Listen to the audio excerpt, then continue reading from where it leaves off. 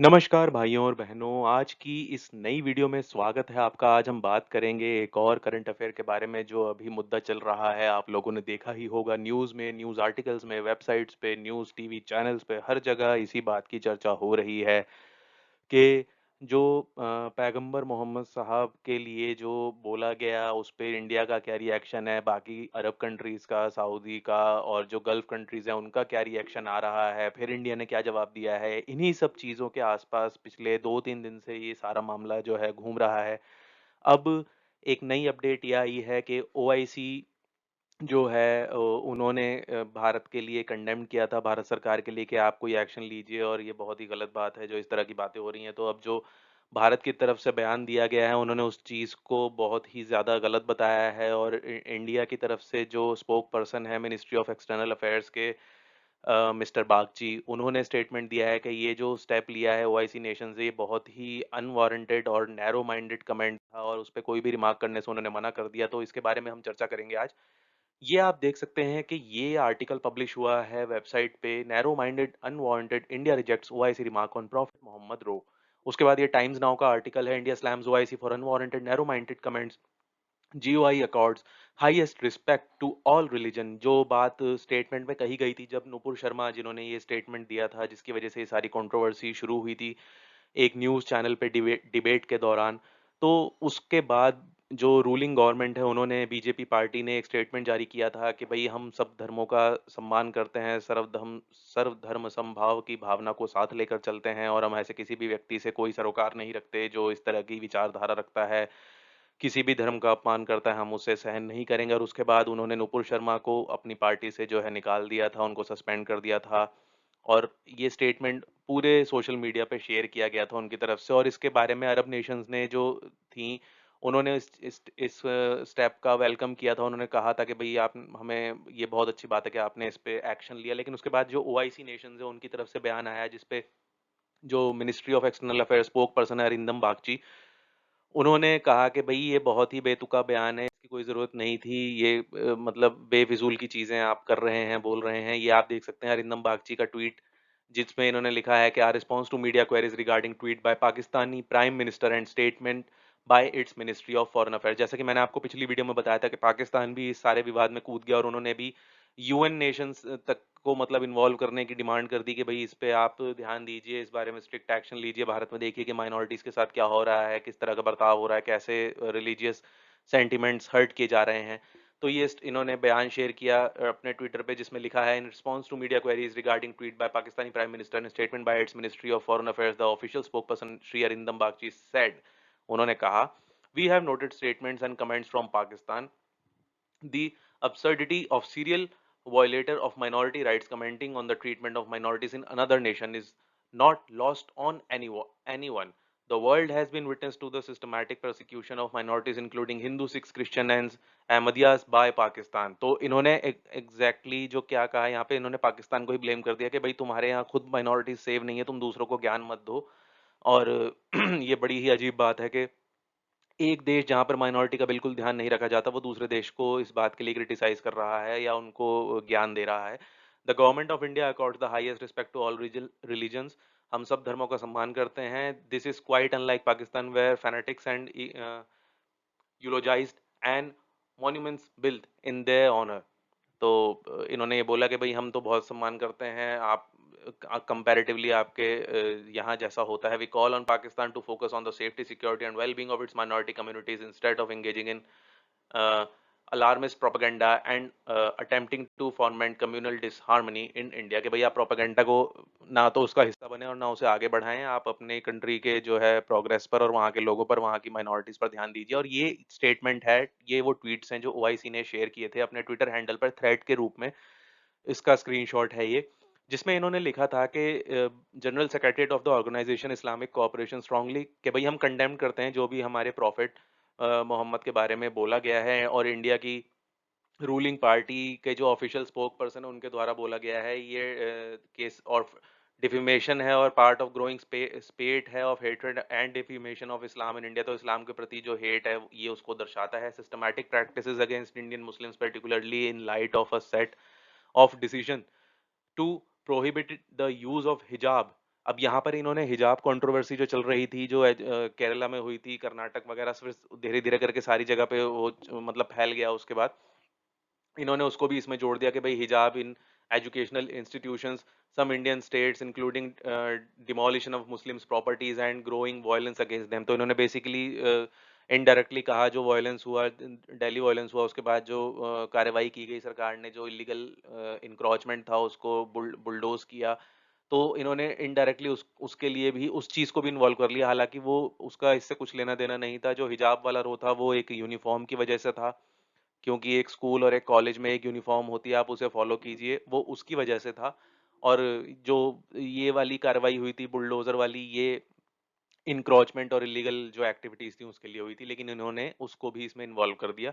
The OIC calls on the Indian authorities to decisively address these incidents of defamation and all forms of insult to the noble prophet and Islam, and to bring those who incite and perpetrate violence against Muslims to justice and hold those behind them accountable। कि भाई आप जो ऐसा कर रहे हैं उन लोगों को गिरफ्तार कीजिए और उन पे कड़ी से कड़ी कार्रवाई कीजिए। It also calls on Indian authorities to ensure the safety, security and well-being in Muslims in India and protect their rights as well as religious and cultural identity, dignity and places of worship।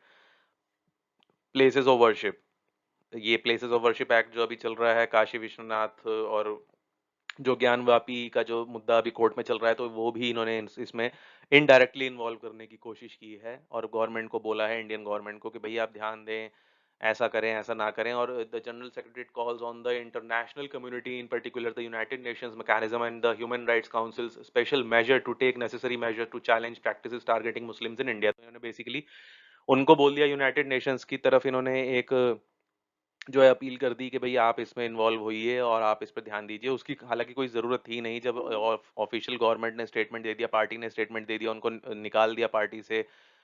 उन्होंने भी माफ़ी माँग ली है कि भई मैंने जोश में आके, गुस्से में आके ऐसा बोल दिया। तो अब कोई मुद्दा रह नहीं जाता कि इस बात को इतना आगे बढ़ाया जाए, लेकिन पूरा एक सिस्टमैटिक तरीके से जो प्रोटेस्ट स्टार्ट हुई, पहले बॉयकॉटिंग स्टार्ट हुई इंडियन प्रोडक्ट्स की यूएई में और गल्फ कंट्रीज में, उसके बाद अभी ये स्टेटमेंट्स आ रहे हैं, फिर गवर्नमेंट बयान दे रही है। तो ये बेसिकली पूरा प्री प्लान चल रहा है सब कुछ जो हो रहा है, ऐसा लग रहा है इसको देख के।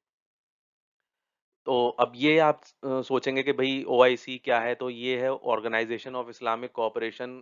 ठीक है, ये इसका फ्लैग है, ये इसके मेंबर हैं। इसकी स्थापना हुई थी 25 सितंबर 1969, 52 इयर्स एगो। इसका हेडक्वार्टर जो है इसका जद्दा सऊदी अरेबिया में है। और India has rejected comments by the Organization of Islamic Cooperation as unwanted and narrow-minded over the। India ने रिजेक्ट कर दिया कोई भी कमेंट करने से, और उन्होंने बोल दिया कि भाई हमने अपनी तरफ से एक्शन ले लिया है। External affair minister spoke person Arindam Bagchi said India called out remark by General Secretariat of OIC।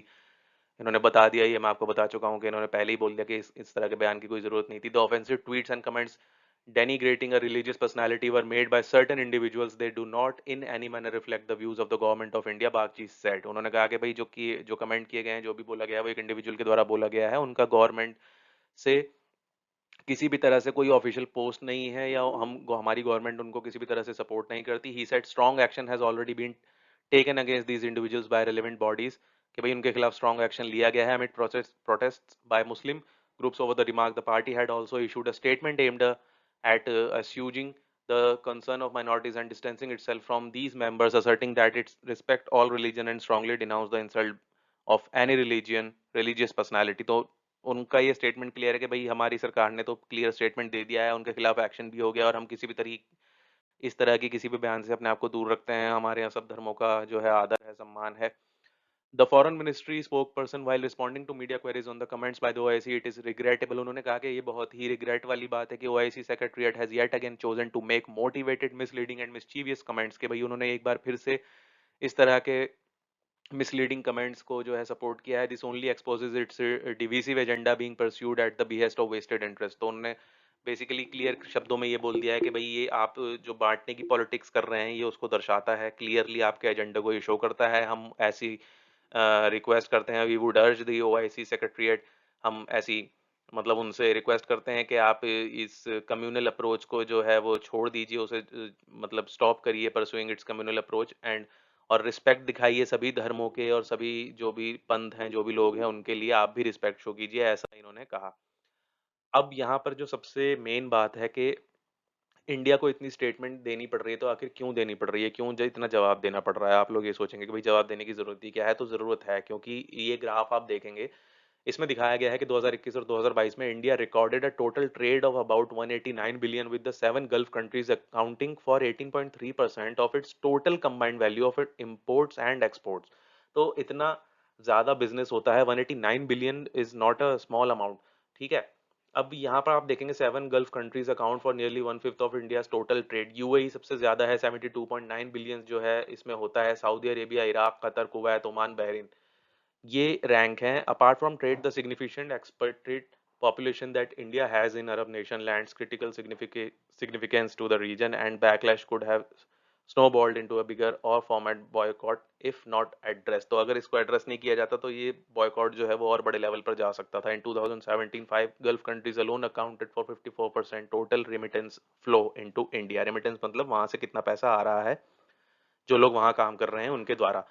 फरवरी 2022 फरवरी 2022 में इंडिया और यूएई के बीच एक फ्री ट्रेड एग्रीमेंट भी साइन किया गया था, अगर आपको याद हो, which will allow zero duty access to 97% of Indian products and 90% product from the UAE over the next 10 years. तो उस पर कोई ड्यूटी नहीं लगेगी इम्पोर्ट या एक्सपोर्ट पे। It came in to force on 1 मई को, ये जो है आ गया था, लागू हो गया था। और ये पहला एफटीए एग्रीमेंट था finalised by the Narendra Modi government. India is also considering a wider trade pact with the GCC. तो अभी इससे भी, इसके अलावा भी और कई सारे ट्रेड जो है वो हो सकता है आगे भविष्य में हो। ये meanwhile Arab countries host a large number of Indian immigrants. Non immigrants मतलब जो इंडिया से वहां जाते हैं काम के लिए या बिजनेस के लिए या जॉब के लिए। And the countries are also a critical source of inward remittance into India. Consider it this: 28% of overseas Indians stay in the Gulf countries and Iran. The UAE tops the list with over 3.4 million. सबसे ज़्यादा UAE में रहते हैं 3.4 million, यानी कि 34 लाख लोग। और उसके बाद सऊदी अरेबिया में 26 लाख लोग, और कुवैत में फिर उसके बाद 10 lakh. As per data from ministry of external affair. ये डेटा आप देख सकते हैं जो साइड में, जो पिक्चर इस स्लाइड में है। UAE number of immigrants 3.4 million, उसके बाद Saudi Arabia 2.6 million, Kuwait 1 million, Qatar 746.6 के 7.5 लाख के आसपास रहते हैं। फिर उसके बाद ओमान, यहाँ पर फिर बहरीन। तो इतनी ज़्यादा पॉपुलेशन जो है बाहर की कंट्रीज़ में है, तो ज़ाहिर सी बात है कि उनकी सेफ्टी का भी ध्यान रखना पड़ेगा, क्योंकि अगर यहाँ से एक भी स्टेप गवर्नमेंट ने गलत लिया, कोई गलत स्टेटमेंट दिया, तो सीधे तौर पर बॉयकॉट तो ऑलरेडी चल ही रहा है। हो सकता है कि उन जो लोग वहाँ पर हैं उनको कोई नुकसान पहुँचाया जाए, उनको नौकरी से निकाल दिया जाए, उनको वहाँ से देश से निकाल दिया जाए, या जो बयान यहाँ हुआ उस बयान का मान लो वहाँ पर गुस्से में लोग जो, क्योंकि गवर्नमेंट तो नहीं करेगी, लेकिन जो लोकल लोग होते हैं, जो आम पब्लिक होती है, वो कंट्रोल नहीं कर पाते अपने इमोशंस को, और वो गुस्से में आकर कोई स्टेप, बड़ा स्टेप ले लेते हैं, जिससे वहाँ के उनके लोगों को, जो यहाँ इंडिया से गए हुए हैं, वो रह रहे हैं, उनके परिवार को नुकसान हो सकता है। तो ये सारी बातें जियोपॉलिटिक्स में ध्यान देनी पड़ती हैं। अभी काफ़ी सारे जो गवर्नमेंट के सपोर्टर्स हैं, वो गवर्नमेंट को मतलब क्रिटिसाइज़ कर रहे हैं कि भई आप क्यों झुक रहे हैं उन देशों के आगे, या आप अपनी पार्टी के मेंबर का साथ क्यों नहीं दे रहे। लेकिन अ, जो नेशनल इंटरेस्ट होते हैं वो ज़्यादा बड़े होते हैं किसी इंडिविजुअल पर्सन के मुकाबले। तो इस वो नेशनल इंटरेस्ट और ओवरऑल ग्रोथ, इकोनॉमी, सबके साथ मिलके चलना, सारे देशों के साथ बना के रखना, वो पहले देखा जाता है, रादर देन एक आपने जोश में आके स्टेटमेंट दे दिया और फिर हम उसको सपोर्ट करें। तो कोई भी गवर्नमेंट वो ऐसा नहीं करती है, जो भी मतलब अगर कोई समझदार गवर्नमेंट होगी तो वो ऐसा नहीं करेंगे। तो ये थी अपडेट आज की। आई होप आपको ये वीडियो पसंद आई होगी। इसमें हमने सारी चीज़ें कवर कर ली कि ओआईसी की तरफ से क्या बयान आया था, ओआईसी नेशन कौन-कौन सी हैं, ओआईसी और उन भारत को उन फिर क्या जवाब दिया गया है, क्या पूरा सिनेरियो है। आई होप आपको ये वीडियो पसंद आई होगी। अगर आपके क्या थॉट्स हैं इस बारे में, आप कमेंट सेक्शन में शेयर कर सकते हैं। वीडियो पसंद आई हो तो लाइक एंड सब्सक्राइब जरूर कीजिएगा चैनल को, और वीडियो को शेयर कीजिएगा, बेल आइकन का बटन जरूर दबाइएगा ताकि अगली वीडियो की नोटिफिकेशन आपको सबसे पहले मिले। तो जल्दी ही मिलते हैं आपसे अगली वीडियो में, तब तक के लिए जय हिंद, जय भारत।